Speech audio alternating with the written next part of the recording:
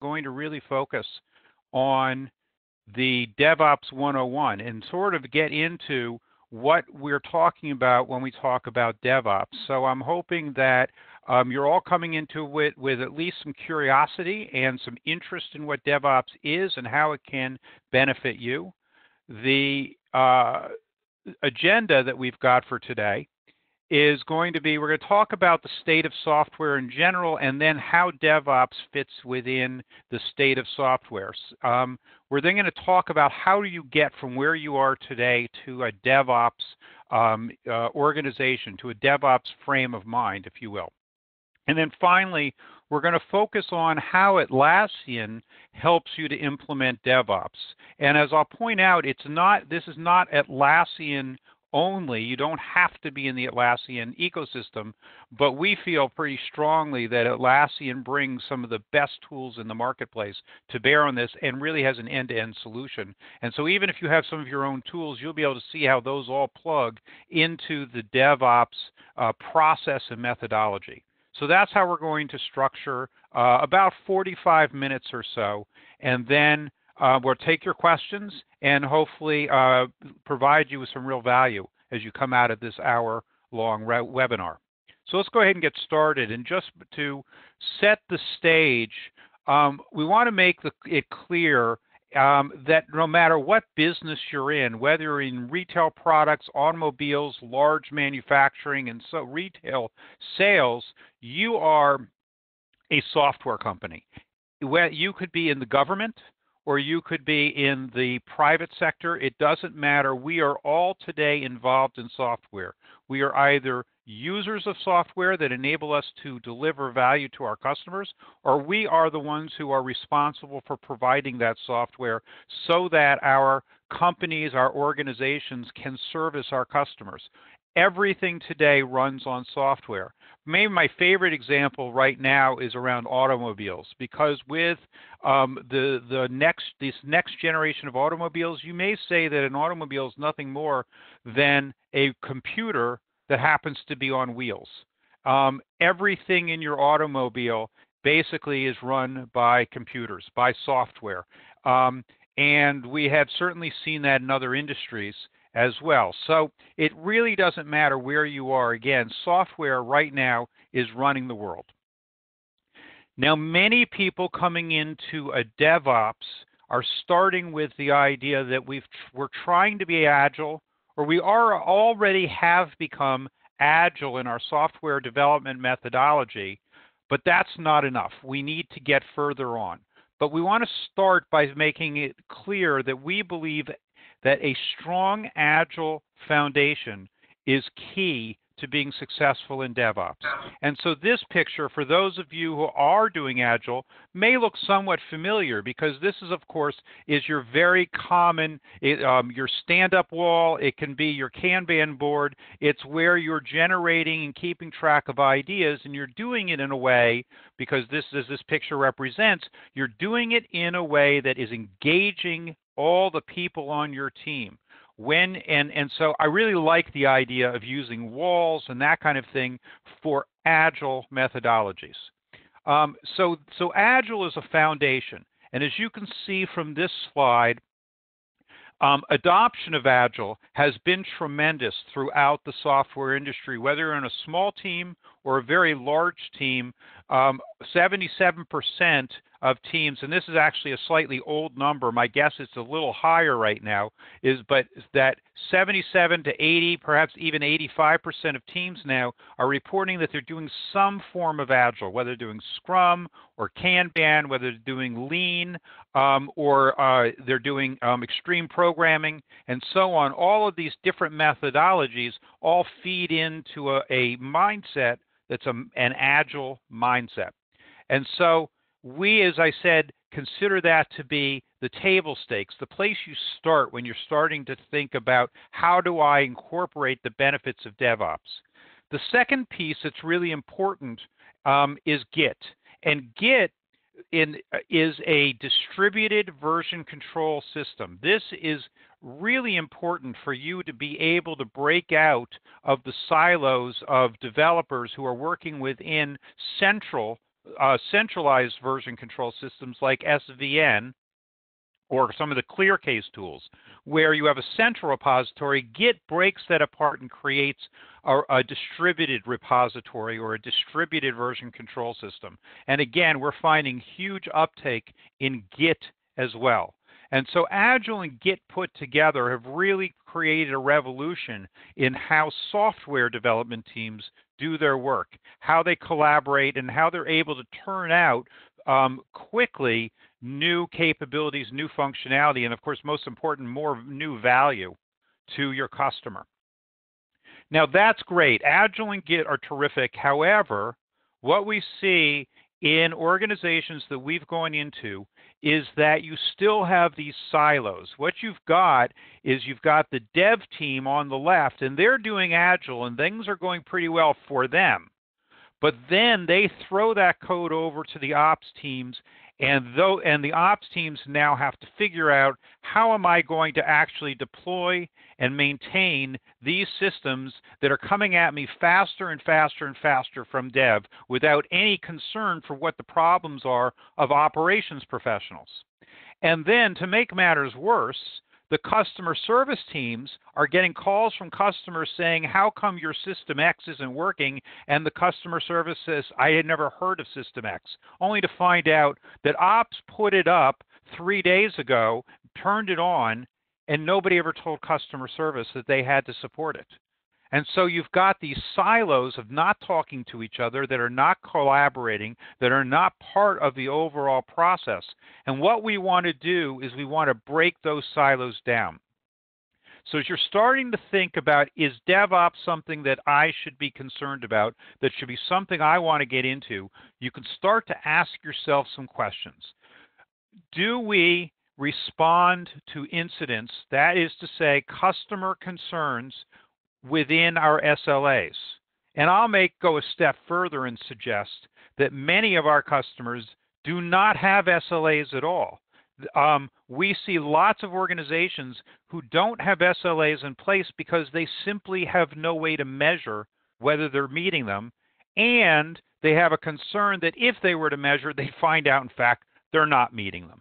And so they don't even have SLAs, so they can't answer the question whether or not they're able to respond within the expectations that they have set for their customers. And if this is you, then we can start to look and say, how do we start to collect the data that allows us to do our jobs better and deliver our value to our customers better? And so that's sort of our first question. Second question we're looking at is, if you're an ops person, are you always hair on fire, crisis mode, putting out the latest problem that the developers or that some other organization has caused for you? Are you always seem to be reacting instead of being able to plan and act according to your plans? So if you're finding that you're always having problems keeping those systems up, and it's getting worse and worse, then again, you are starting to think, how does DevOps help me to manage that problem? Do you find that your development teams and your operations teams are at loggerheads with each other because they have competing mandates? Development often has the mandate to turn out new value as quickly as possible. Operations has a mandate to keep the existing systems up and running. And when development puts out things that are new, it challenges and it creates risk for the operations teams. When the operations teams refuse to put up that new code, that new functionality, it means that development is not meeting their goals of delivering to the end customer. And so you have this friction. If that's going on in your organization, again, you need to be thinking about DevOps and how we get rid of that friction. And then finally, we want to ask our development teams, are you actually able to ship to your customers in the time frames that you have, the expectations that you've set for those customers? Or are you constantly making commitments that you simply can't meet because of various problems, whether it's scope creep, whether it's quality problems, whether it's issues that operations can't keep up? There are any number of reasons why you may not be able to deliver on your commitments. Again, we would suggest to you that DevOps is going to help you to get past that problem. And so, obviously, what goes beyond Agile? Well, we're going to say that it's really DevOps, and that's the thing we're trying to do, is to move beyond the Agile revolution into the next step, which is bringing operations and development together in a symbiotic kind of relationship. So DevOps, and this is probably, if I can have you take away one thing from this webinar today, it is that DevOps is a culture. It is not simply a matter of slap on a couple of tools, change a couple of processes, hire somebody and call them a DevOps engineer, and you are golden. That is not going to work. That is a recipe for failure. DevOps is a way of thinking. It is a culture. It is a way your organization works together. And if you start with the idea that you're going to build a culture based upon all the principles that DevOps promotes, then you can start to bring in the processes, the tools, and the people who are going to be able to prop up and expand that culture, and that's where you're going to start to have more success. But having said it's a culture, what are you trying to do? You're trying to create a culture where development and operations are working together, and they have at the same goal. They're not at competing mandates, one to deliver value and the other to keep the existing value running, but they are both about continuously delivering value to the customers and making sure that value actually gets out to the customers. And that's what we want to do. We want that pipeline to move as quickly and as reliably as possible from the ideation at the very beginning of what can we do better for our customers to generate more value, to the very end where the customers are realizing that value. And so we define DevOps really as three key things that we need to do. The first is what we think of as left to right thinking. And this whole thing is popularized by Gene Kim in the book, The Phoenix Project, and then his later book, DevOps Handbook, which really gets into the details of how you do a lot of these things. And it's built upon the idea that you need to have different ways of thinking and all working together. Now, the first one, as I said, is left to right. In a left to right approach is very much what you're used to. You start with your requirements, you move to development, to test, you operate, and you have to support these systems. And so you can't skip these steps. You can't go from requirements to support. You can't go from requirements to operations. You have to develop something. And if you skip test and you put it right into operations, you are asking for trouble. And so you do need to go through each of these steps. And so when we're thinking left to right, what we're trying to do is to focus on the bottlenecks. What prevents us from moving from, say, development to test, or from test to operations as quickly as possible? If that's our bottleneck, if that's the thing that's preventing us, then from left to right, that left to right, that path one thinking is fix that bottleneck, hit that constraint, and when you fix that constraint, a new constraint will pop up, and then that's the one you start to work on. So that's left to right, and that's very simple. We've all been doing left to right for a long time, looking at how do we go through these steps. But then we need to make sure that at each step along the way, we are taking the feedback from the right side and feeding it back to the left. And while this picture sort of shows it going just one step back, there's no reason why support can't be going back to your BAs in the requirements and telling them new ideas that they could do in order to better serve the customer, or problems that are coming up because things aren't intuitive enough for the customer. The operations folks, of course, should be constantly talking to development and testers about what it's going to take to deploy and maintain these systems. And so you want this feedback loop, and you want this feedback loop to happen often. You want it to be open. You want it to be fast. You want to get it back. You want to get the information from right to left as quickly as you can, because the faster you get that information back from right to left, the faster you're going to be able to move things from left to right. And so that feedback loop is critical.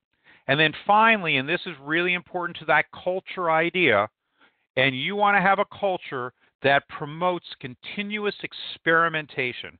You want a culture in a DevOps environment that says fail, but fail fast and fail for good reasons, because that's how we're going to learn how to succeed. And so it's okay to experiment, and it's okay to get out in front and check and see whether or not a new idea has legs. Do it quickly. Do it in a way that is supported by the organization, and make sure it's a safe thing to do for your organization. Because if you're telling them failure is not an option, not only will they not fail, they won't deliver either. So therefore, you need to have continuously experiment and learn from those experimentations. Going back to Amazon, probably one of the most successful of DevOps organizations, there's a simple mantra. If you build it, you run it. That is to say that a team that builds a new piece of functionality is not only responsible for building the code and testing the code, they are responsible for delivering the code. And at Atlassian, they take it a step further, and they also say if you've built it and you operate it, you can support it too. And so the engineers who build the new functionality are often put onto the front lines of support shortly after the release in order to start fielding the questions and see what kinds of problems and issues their customers are coming into. And so we want to make sure that, again, in a DevOps, it is not my job to code and your job to test and somebody else's job to operate. We are in this together. And it is our job to code, to test, to operate, and to support. And we do this as a team. We do not do it in silos. And that's critically important to the success of DevOps. Now, I've given you a lot of information about what DevOps is, but now I want to give you some sense as to what you might be able to get out of it if you're willing to put in the effort and the investment in doing DevOps. So these are some old statistics, and I've seen some newer ones that are even more impressive, but let's just start with what I've got here. You should be able to expect that when you get to be a high-performing DevOps team, you will see a 5 times reduction in the failure rate of changes. That is to say, when dev rolls out a bug fix, a patch, or a new functionality, you are 5 times less likely to experience some kind of a failure in your system. And the reason for that is because you have built in quality and because you've got every part of that value stream involved in actually delivering it. And so you're going to deliver it, and it's going to be much more reliable. And when you deliver more reliable code, you build confidence. You build confidence with your customer base, and you build confidence throughout your organization. And you're going to see a real improvement in morale because of the lower failure rate. Failures, though, are inevitable. They're going to happen from time to time. And again, a high-performing DevOps team, they were seeing in, again, 2017 survey, they were seeing a 96 times faster recovery from failures. So when they failed, their ability to recover from it went from a week to literally hours or even within an hour, to be able to quickly set up either roll it back to the previous state or to be able to deliver a patch within a very, very short period of time. And the reason you can do this in DevOps is because you're focused on very small components as opposed to very large systems. And that's one of the secrets behind DevOps. Because you are focused on very small self-contained components, you're breaking down a system into small chunks, you are able to deliver the actual value to customer approximately 440 times faster than you could before. And what this really means is this is the difference between delivering a huge release once a year and delivering or potentially delivering a very small new function or bug fix or patch within a week or 2 weeks at most. Now that does not mean, DevOps does not require your customer to have to constantly reinstall your software every 2 or 3 days because you've put out a new feature or put out a new patch. You may be used to seeing that on your own smartphone where it seems that every day something gets updated. But we know our customers can't really absorb that kind of churn on their system. They're not about changing systems. They're about doing their job, providing value to their customers. When we say 440 times shorter lead time, what we're saying is that we can get it into a deliverable state, a state in which it could be deployed that much faster. Whether a customer chooses to deploy it or not is entirely based upon their own business requirements. And finally, and this is really gets to what I've been saying, is you can have 46 times more frequent deployments. And again, I mean potential deployments, because we're not going to require our customer to deploy everything we deliver every minute that we deliver it. But 40 times more frequent deployments means that your customers can start asking for much more granular functionality and value from you.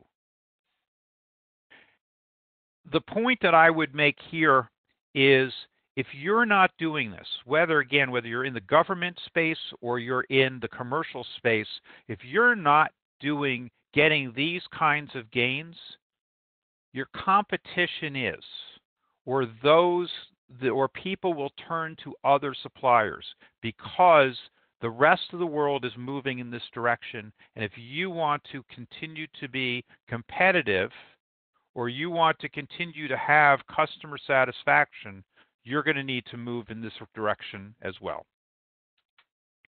Now, if you are delivering 440 times faster, and if you have a failure rate 5 times lower, then what Atlassian is finding is that means you're getting 10% more time for your engineers, for your developers, your testers, your operations folks to do work that really uses their skill set. As opposed to putting out a fire and fixing a problem, they can now spend 10% more of their time doing the things you really hired them to do in the first place.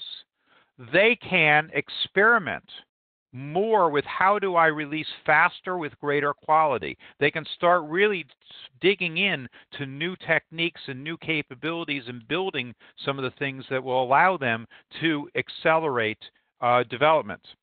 They can invest in the future quality. They can start to say, I'm no longer constrained to testing once a day. In a DevOps world, we're testing maybe hundreds of times a day. We're testing everything, and we're getting much better code coverage because we have time now in which to actually do that. And as I said, it's really about that competitive edge. The more time your talented people have to spend on new things as opposed to fixing the old things, the more competitive you can be. Now, as I wrap up talking about DevOps and sort of setting the stage, I want to bring to your attention something that we do that may be really valuable and useful to you because we've used it in a number of different organizations. We run a simulation. It's 1 day. It involves anywhere from 16 to 24 people. These can be developers, they can be managers, they can be C-level, but anybody who's interested in understanding how you get this kind of benefit from DevOps. It's a one-day simulation that we bring in. It's a lot of fun. It's very interactive. Everybody's up and moving around and talking to each other, and we really start to learn how a DevOps mentality, how a culture will help to bring the kinds of gains and benefits that I've just discussed for you. And if you're interested in that, do let Valerie or Dick know that you're interested, and we'd be happy to set that up with you. Now, I've talked about what DevOps is. I'm going to spend a few more minutes now talking about how do you get there. There are essentially three pillars or steps on the way to DevOps. We're going to start by talking about culture, and because I've said how important I think culture really is. It's the foundation on which everything else is going to be built. You're going to start with shared responsibility. You're going to start with the idea that we are in this together. And if we succeed as a team. And if we fail as a team. And if we do fail, because we're a team, we're going to pick ourselves up, we're going to support each other, and we're going to move forward together. We're going to have cross-pollination of teams because you need developers to understand what it means to operate. And you need operations folks to understand what it means to write requirements. You need your support people to understand what it takes to deliver and why that can be hard. And you need everybody to understand what it means to support the customer and why customers can sometimes be so unhappy with all the work that we've tried to do for them. And ultimately, it's about customer satisfaction. We want to encourage transparency, and this is really important. In the old world, pre-Agile, pre-DevOps, we thought that knowledge was power. Information was an asset that we wanted to dole out. We've turned that around. We want all the information we have to be readily available to anyone who needs to know it. And so one of the big things that I see happening, one of the huge changes, and again, Atlassian is a real good example of this, is that vendors now put all of the documentation for their APIs out there for the world to see. It doesn't matter whether you're a customer or not. If you want to know how to build an API to reach Atlassian systems or many other cloud-based systems, those APIs are out there. That's making information available to anyone who may need it without trying to say, what do I get out of it? What you get out of it is people who know enough now to actually be able to participate in your endeavor, in what you're trying to do. So we make that information as available as possible. And lastly, and most importantly, we talk to each other. One of the biggest problems is we see our silos and we get defensive about protecting them. And we don't talk to each other about how can we help each other and how can they help us in order for us as a team to be successful. We want to have effective communication. Now, once we've got a culture in place that is going to be DevOps focused, we need to have some practices that are going to help to promote that. And we've talked about two of them, which is Agile. Agile, we said, is critical to a successful DevOps environment. And we've talked about distributed version control, which is implemented by Git. And those are two key components of a DevOps environment. And the third is continuous integration, and it could be continuous integration / continuous deployment. And that's the idea that we need automation. We need to make the tasks that we can automate, we need to do that every place we can. Now, we start with two things. We start with testing, and we want to automate as much of our testing as possible. And we do builds. We want to build our systems, whether that means actual compilation or that simply means putting all of the components into a zip file or an installation module or making them available on an FTP site, whatever that may happen to be. We want to build our product our system in as automated a fashion as possible. Because when we do that, we allow our developers then to test and build constantly throughout their day. Every time they make a change to their code, they can check to see whether their change broke something that was working previously. If we have to wait until everybody's finished to start doing integration testing, then we're going to find ourselves running out of time at the end because it's not going to work. So we want continuous integration. That's key to what we're trying to accomplish in DevOps. Now, the last piece of this, the last step, are the tools. And that's what we're going to really finish the rest of this webinar on. And I'm going to try and get through it in about 15 minutes or so that there's time for questions.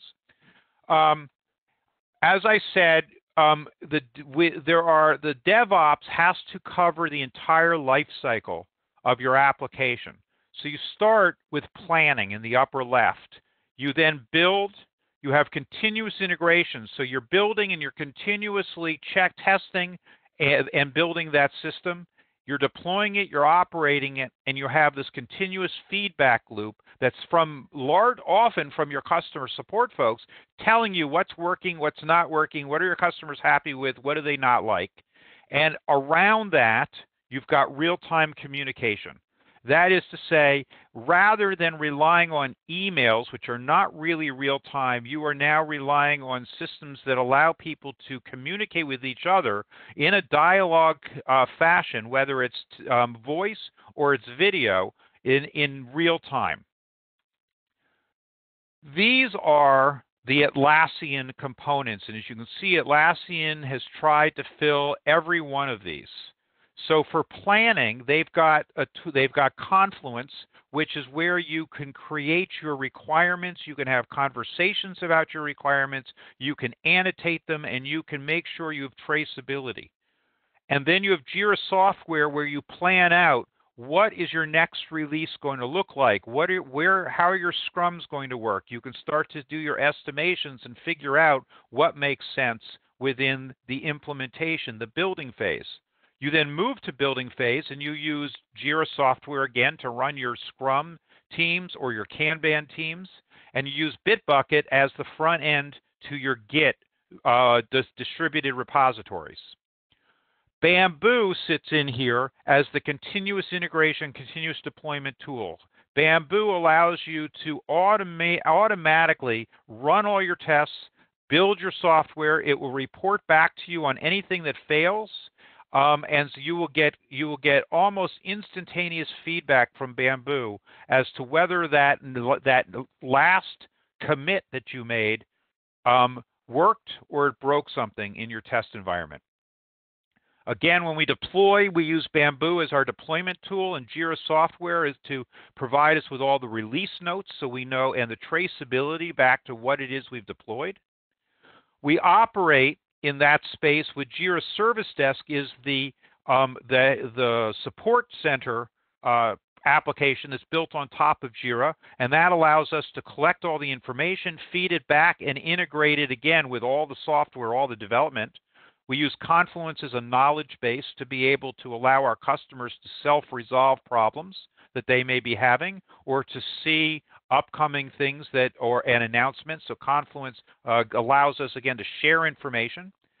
Status Page, which runs in the cloud, even if you're running on server, Status Page sits in the cloud and allows you to collect metrics and uptime information and to publish out to your customers whether your systems are up, if there's a known incident, if you're looking into something, if you have a maintenance window. All that is handled by Status Page. Now, there's two other things I want to quickly mention about the Atlassian suite that are recent acquisitions. Atlassian purchased OpsGenie, and OpsGenie allows you to quickly communicate incidents out to your team that needs to respond to them. So, in other words, if you start to see a lot of disk problems, or you start to see CPU usage problems, or you start to see a lot of customer issues, you can make sure through OpsGenie that the right people are getting notified at the right time and are being able to respond to that. And the second, and this is really like an announcement from, I think, yesterday or the day before, is that Atlassian has now acquired AgileCraft, which makes tools that really allow you to scale Agile up to the enterprise level. And so that will be a huge and beautiful complement to what Atlassian provides. Now, all of this is wrapped together in real-time communication through Slack. And Slack, Atlassian now has a partnership with Slack in order to provide that real-time communications. So you can see that Atlassian is really committed to the full end-to-end DevOps lifecycle.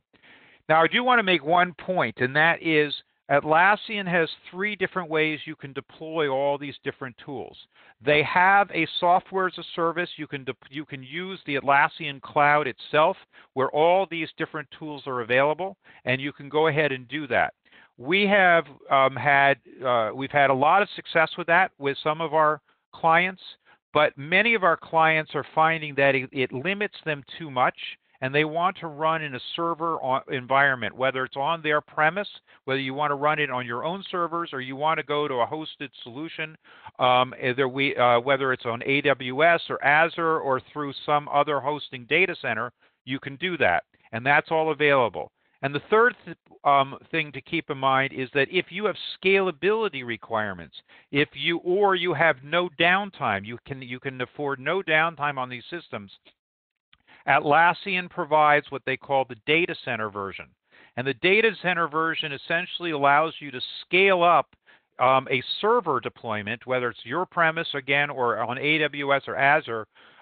You can scale that up to support an entire enterprise worldwide with no downtime for upgrades, high availability across your nodes, and so on. So again, just to repeat, we've got a cloud offering from Atlassian, we've got a server offering, and then we've got data center, which allows you to get that full scalability. So that's just to give you a sense as to what Atlassian can bring to the table.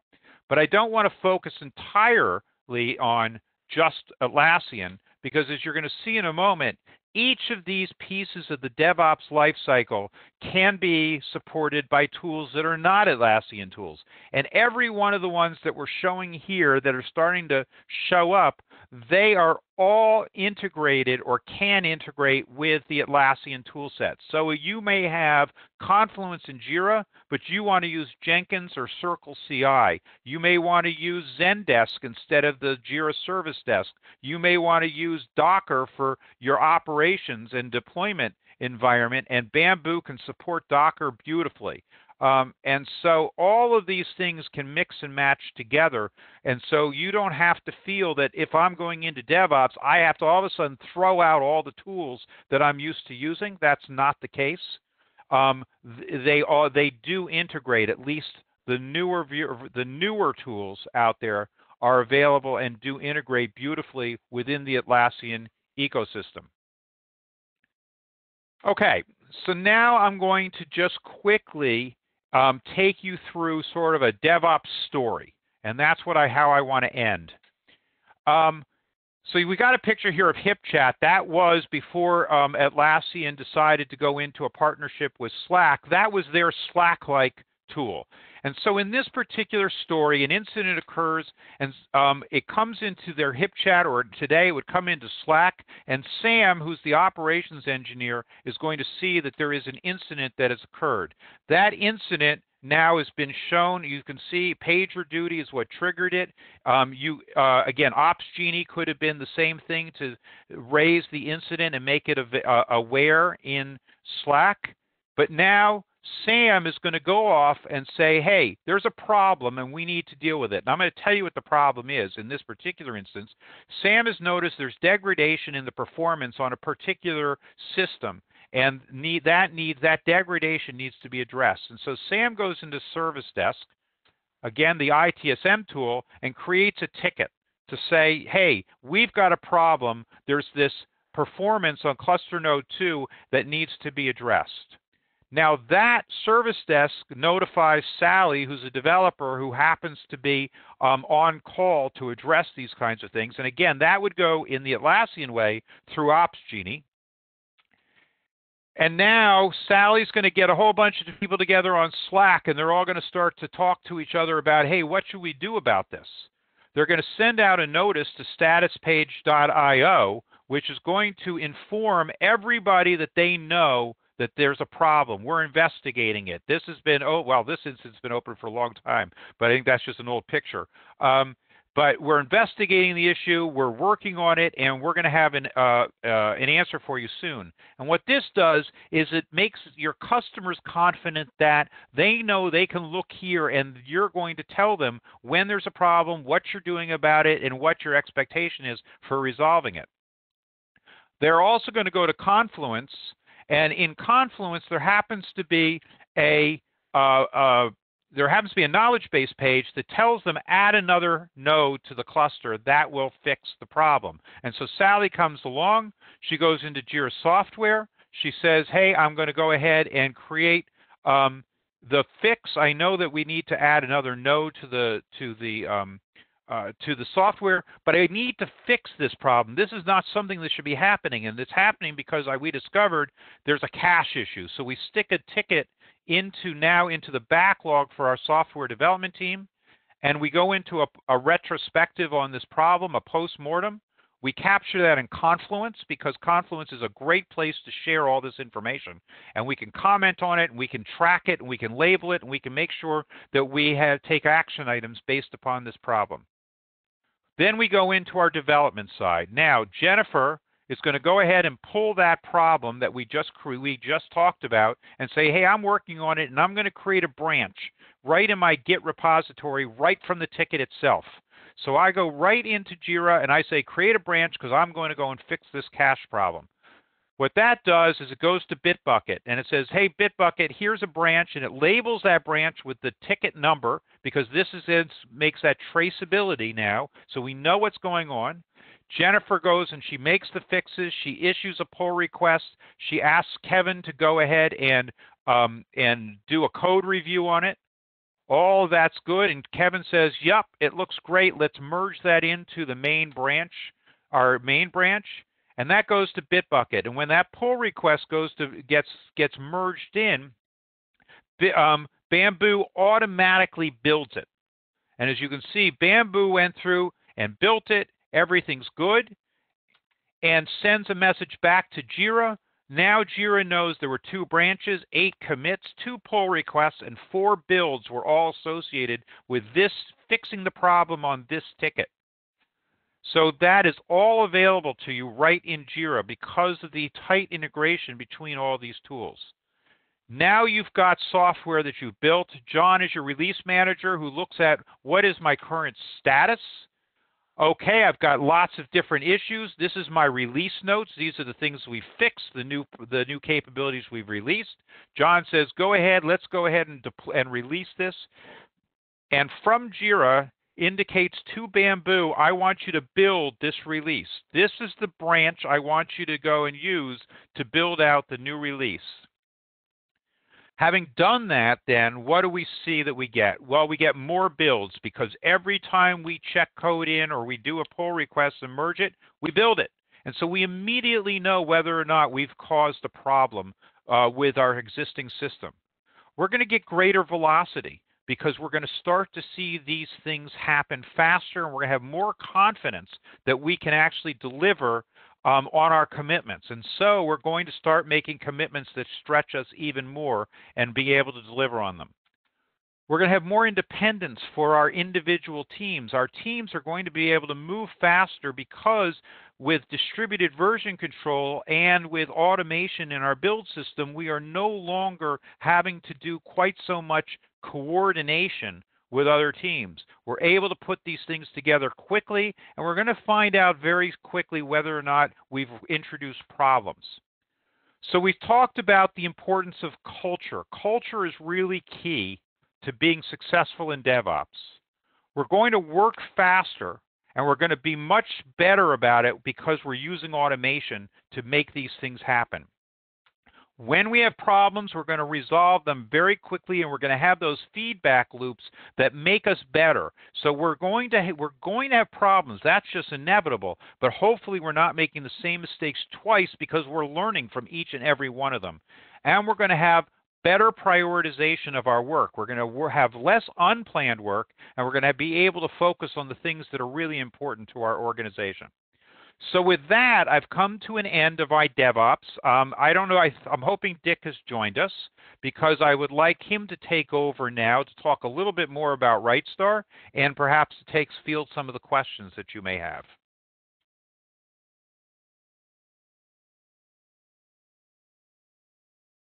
Did Dick join us? Derek, Derek? Dick, I sort of hear you. Yeah. Can you hear me now? Now I can hear you great. Okay, great. Okay, well, I apologize. I got on a little bit late, and so I didn't get to test the audio, but it sounds like it's working just fine right now. So what I'd like to do, and RightStar, by the way, we're an ITSM and we're a DevOps consultancy. We've been in business about 15 years, and we're also, in addition to being an Atlassian solution provider, we're also a BMC solution provider. But really what I wanted to do is throw out a poll, and I think although we've come to the end, I think that the data would be very valuable if you don't mind that are still on there, just taking a minute or so and just going to that poll. I'll just hit a button here that says open, and you can see a poll and you can go ahead and start to fill this in a little bit. And while you're doing that, I wanted to mention something else that I think is kind of important to the overall discussion, and that is I mentioned that we've been an ITSM consultancy for 15 years or something like that, which also is kind of short for ITIL. And there's this thing called ITIL 4, which is just now out. And of course, you may be wondering, well, what's up with that, right? I mean, ITIL 3 has been around for a long time, for more than 10 years. Now you've got ITIL 4. What's going on? Why? What happened? And part of the response and the reason that we have ITIL 4 right now is that there's been a little bit of, I guess you can say, ITIL's lost its luster to some extent because some people have tried ITIL. They didn't really like it. They didn't understand it was a framework. They thought maybe it was a little bit more prescriptive. And so as a result, there's things like DevOps that have come along that said, hey, we're better, we're faster.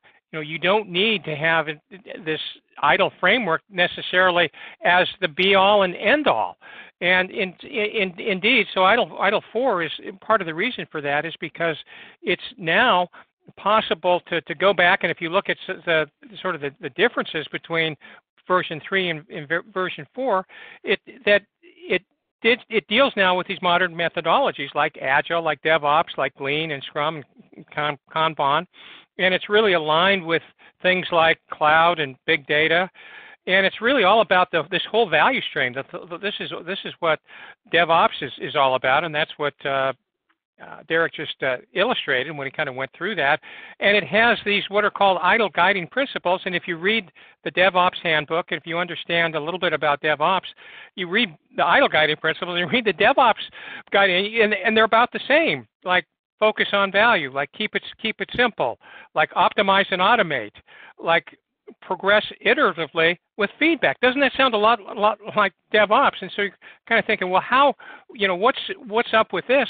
Now, one of the reasons that ITIL 4 is around is because the organizers an organization called Axelos they sort of do this. There's the certification body, and they do the testing and so on, and they thought, well, we want in on some of this too. And if our business is going down, the ITIL business is going down a little bit, let's see what we can make happen. And so maybe what they've done is rush into this a little bit too quickly. But I'm not going to really give you any more information about that because we're going to do a webinar. We just had a train the trainer class in RightStar's office last week. ITIL 4 is out now. You can go get certified. You can take a test. There's classes that are springing up all over the place.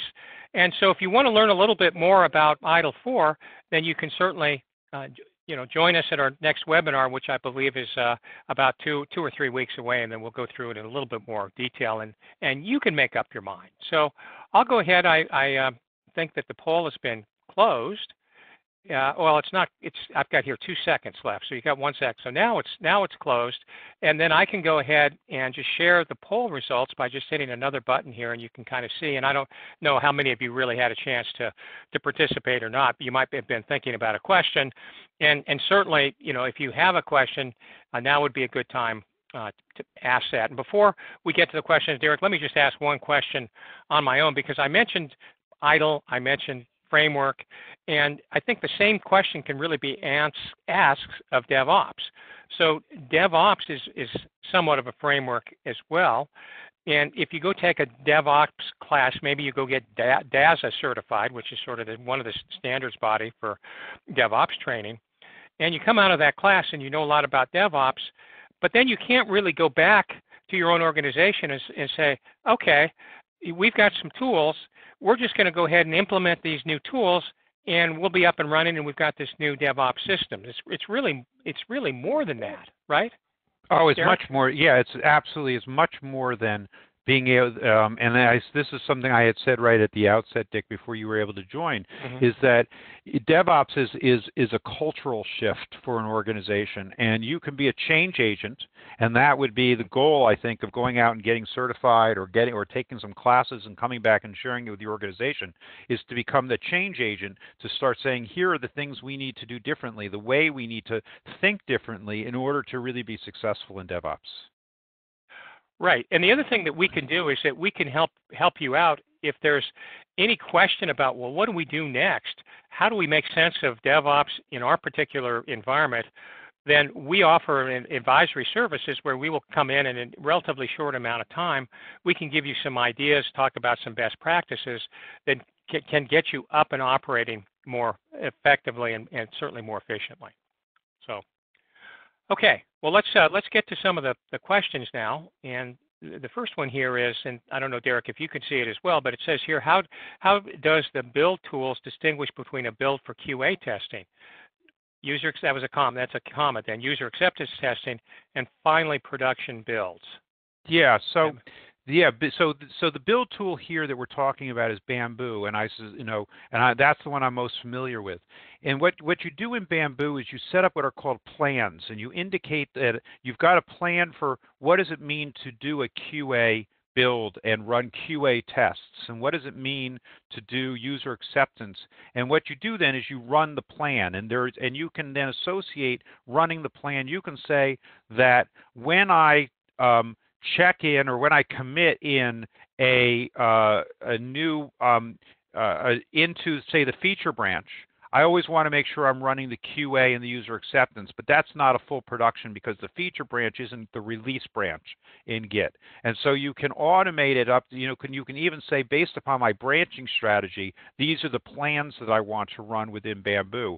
I always want, whenever I have a bug fix branch, I know that that's always going to trigger a certain regression testing that's going to focus on that and not necessarily running all the new feature tests that have to be run. So Bamboo allows you to automate all of that, and it really does make it pretty easy to integrate that with your branching strategy in your repository. Well, would it be integrated with QA testing software like Zephyr or QA Symphony? Something like that? Yeah. Yeah, well, okay. so QA Symphony and Zephyr and those aren't really the test bed software. They do test management. Right. And in some sense, they're like orchestrators, just like Bamboo is the orchestrator for builds and for overall testing. They orchestrate the actual test tools, but you're going to be running actual test tools to be able to do your UX testing or your volume, your performance testing, or just basic unit testing, whether you're using JUnit or something else like that as a test bed. Those are all going to be called directly out of Bamboo. Okay. The next question here is there an integration between Jira Service Desk and Microsoft Azure/DevOps? Is that I'm not sure. Obviously, Microsoft Azure is everywhere, but is DevOps a product? Yeah, I'm not familiar myself with a Microsoft Azure DevOps. And my guess is, so the answer, there's a simple answer to this, which is Jira Service Desk has an incredibly open API, and almost anything can be integrated with it. And I would guess that somebody has gone ahead and created an integration with Azure DevOps, if that exists, because one of the things that Atlassian has really excelled at, and I think this is one of the secrets of their success, is the huge marketplace. They have this open ecosystem, and pretty much anybody who wants to can develop an add-on to extend the capability of the Jira or any of the Atlassian products. And so you'll find thousands of these out on the marketplace. Some are free, some require you to purchase a license for them. But that's not one I'm familiar with. Okay. Looks like we just got another question in here. Oh, okay. No, that was just a thank you. So that was an easy one. Let me just ask one other question, and that is, Derek, you've been involved in the whole software development business for a while, and I know you're a big fan of DevOps and Agile and exactly what we're doing. And I happened to be on a call last week with a customer, and we were talking. We got kind of on the topic of Jira, and he went on and on. I couldn't get him to stop about how just in the past couple of years he's a huge Agile convert now, and he's in government, but as a result, everybody's giving him all their projects to manage because he's been able to reduce. I mean, he said, I've been able to get these projects done in half the time when nobody thought I was going to be able to get it done in the regular amount of time. Mm-hmm. Do you have any other experiences like that? Have you heard about other stories where, in using this type of methodology can make a huge difference then? Absolutely. And there are a number of documented case studies in which organizations have shown an incredible improvement. And that some of the statistics that I was showing earlier in the slide deck come right from the Chaos study that comes out and the Puppet Lab study that comes out every year, in which they go and they do inspections of all sorts of organizations, large and small, in terms of the kinds of improvements that they're seeing by adopting DevOps. And so you see lots of really some pretty amazing improvements.